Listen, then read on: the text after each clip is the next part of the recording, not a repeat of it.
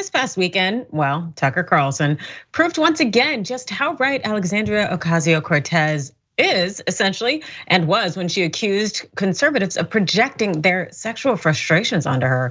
And that basically means that it's now time for our first ever segment of Sexually Frustrated Conservatives. Wet ass P word. Extra large and extra hard. You live in sexual anarchy. I'm alone today, Ocasio-Cortez says pointedly at the camera. Yes, Carlson spent a whole segment mocking a new book that journalists from New York Magazine wrote about AOC. Now, one passage of the book referred to an Instagram live video AOC did when she first moved to DC, in which she chatted with her followers and built furniture. And to Tucker, that essentially equaled a booty call.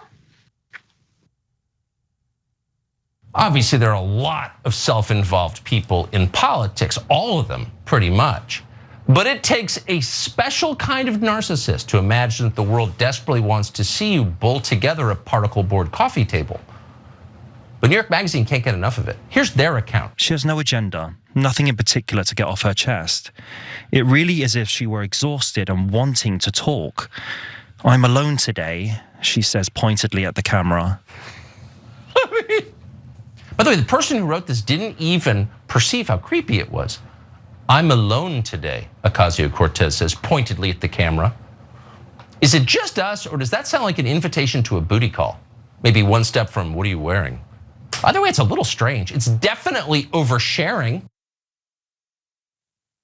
All right, so this thought that what a woman says she's alone, that's an invitation for sex, totally weirdo. But hey, that's Tucker, and we know AOC definitely had something to say. So she responded with this tweet here. AOC said, "Remember when the right wing had a meltdown when I suggested they exhibit obsessive impulses around young women? Well, now Tucker Carlson is wishing for this on national TV. You're a creep, bro. If you're this easy with sexual harassment on air, how are you treating your staff?" She then went on to say, any man that talks like this will treat any woman like this. Doesn't matter if you're a Republican, Democrat, or neither. This is clearly not a safe person to leave alone with women. Once again, the existence of a wife or daughter doesn't make a man good. And this one is Basura, which translates to trash. Well, AOC wasn't really done with this at all, because the very next day she tweeted this. I genuinely wanna know why Tucker Carlson is allowed / paid to engage in clear targeted libelous harassment that endangers people and drives so many violent threats that people have to fundraise for their own safety. Why should they have to pay for his harassment? Make it make sense.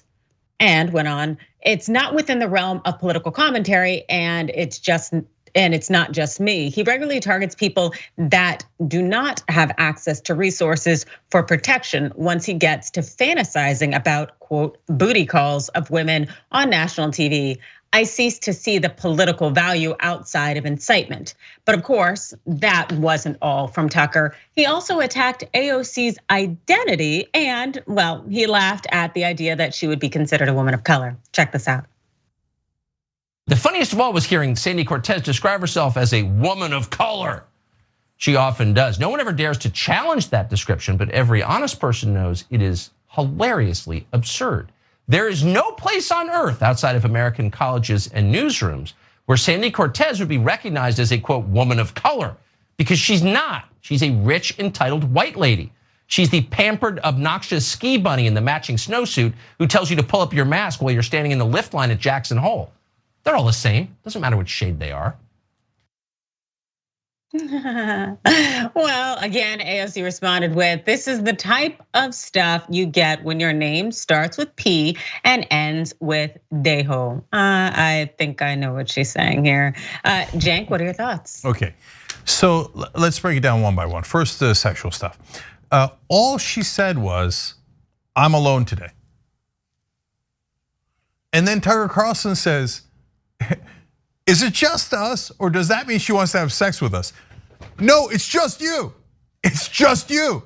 I didn't think that. I don't know that anybody else thought that. That's an invitation to a booty call. Is it? Why would it be? I mean, get a load of the entitlement here, right? Oh, there's an attractive woman who said she was alone for a second. That's it. She obviously wants to have sex with me. Are you insane? Okay, now look, Tucker doesn't actually believe that. All of this is theatrics for two reasons. One, because he knows everybody's gonna cover it and he's building a bigger brand for himself. But two, it's because he knows he couldn't do it from the left, because then the left is not interested in that and they would shun you, right? But in the right wing, the more offensive, the better. So when the rest of the world criticizes Tucker for something that's clearly sexist, that doesn't hurt him with the right wing. That helps him. Oh, he's the sexist? Yes, okay, now I know, that's my boy, okay? And they probably saw that clip, Adrian, and didn't think twice about it. I guarantee you 99% of his audience was like, oh, she said alone, and it's a woman? She must obviously want sex from men like me, right? That works like a charm with his audience. Now, when you turn to the racial one, think about the assumptions that he put in there. It's so interesting.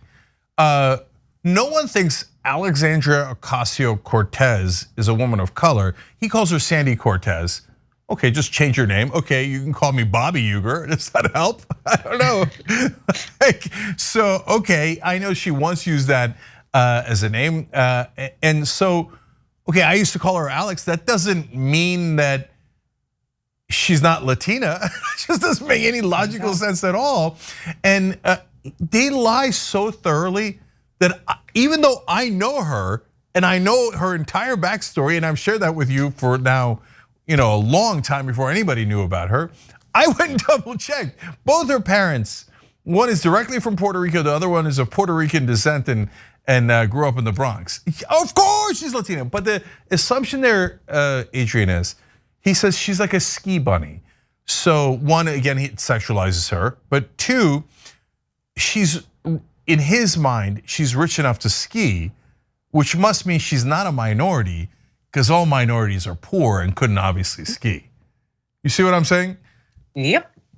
No, that's something that we often hear from the right, saying that essentially if you are educated and you are financially well-to-do, that you don't have any issues with race, that you essentially have elevated yourself to whiteness, which is often something we hear when people come at LeBron, saying that you have no concerns about race. You don't face racism, as if racism stops when you hit, a six-figure salary and beyond. Like, get out of here. And I do love how he hypersexualizes her, the way that he also would probably do women of color, because that's something that's often hit upon with women of color, that we are sexualized in this hypersexualized way. And just the thought that she's saying she's alone. And it's funny because I would honestly say that if she were a blonde white woman and said she was alone, the thought would be, oh, she needs protection. But since she is a Latina who says she's alone, it's a thought, oh no, she needs being done. Like, no, he is speaking out of both sides of his mouth, and he's really perpetuating all of the stereotypes at the same time, trying to take from her this really kind of almost this protection and this recognition of being marginalized by being a woman of color, and saying that it doesn't apply to her, and calling her Sandy, which is a whitewash version of her name. And he's just hitting on these notes while also treating her as he often would a woman of color, which is via hypersexualization and objectification. So it's just Tucker being as pathetic as he is on the regular, as far as I'm concerned. Yeah, so first of all, on LeBron, by the way, he has a home in Brentwood. It's, I don't know, probably over $20 million. And as soon as he moved to LA, somebody came in and spray printed in giant letters on his gate the N-word, because they didn't care that he's spectacularly wealthy. To them, he was still the N-word. That's right. And by the way, you also don't have to experience traumatic racism in order to be a person of color. It's not a prerequisite, right? It unfortunately happens all the time. But to try to erase someone's identity because they didn't experience racism doesn't make any sense. But for example, I grew up Muslim, and when I was growing up, I actually didn't experience that much discrimination on the Muslim end. They would make fun of the fact that I was from Turkey, kids, because they were kids, right? And there's certain cultural norms here in America, unfortunately. But I didn't get a lot of heat for being Muslim. After 9/11, and then much more so after Trump, I got a lot more attacks for being Muslim, right? But that didn't make me non-Muslim back when I was, right? And I wasn't the subject of more xenophobia because of it back then. And funny enough, back then I actually was Muslim. Now I'm atheist, but I'm experiencing more Islamophobia today. So all of these assumptions about what qualifies as a minority are untrue and absurd. And then let alone the fact that it's Tucker Carlson who's telling us who's a person of color and who isn't. I mean, the absurdity of that is endless. Absolutely, because it reinforces that white gatekeeper thing. This thought of I get to determine who is a person of color, who is marginalized, because it's in the same vein of white people often saying they get to determine what's racism or not. It's like, no, that's not how it works. And also too, a lot of us, people can determine whether they are of color based on their experiences or their identity, and they get to be the ones who get to decide those things. And the fact is, she is not white. And that is really, as far as I'm concerned, one of the larger thresholds in terms of whether you are considered part of the majority or you're considered part of the minority when it comes to power plays in this nation.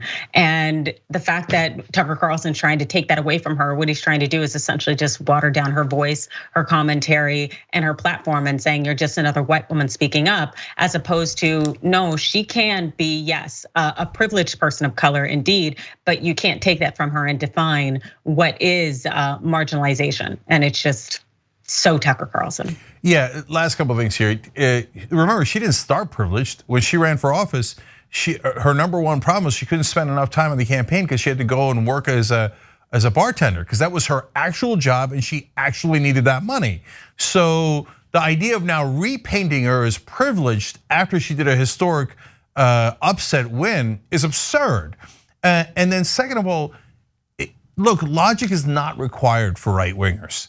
So people will attack me for being Muslim and then say it's okay, I'm not bigoted because you're not actually Muslim. And it'll be the same person.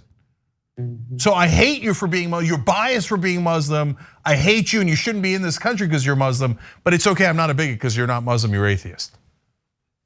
Right? But it doesn't matter, they don't care about stinking logic.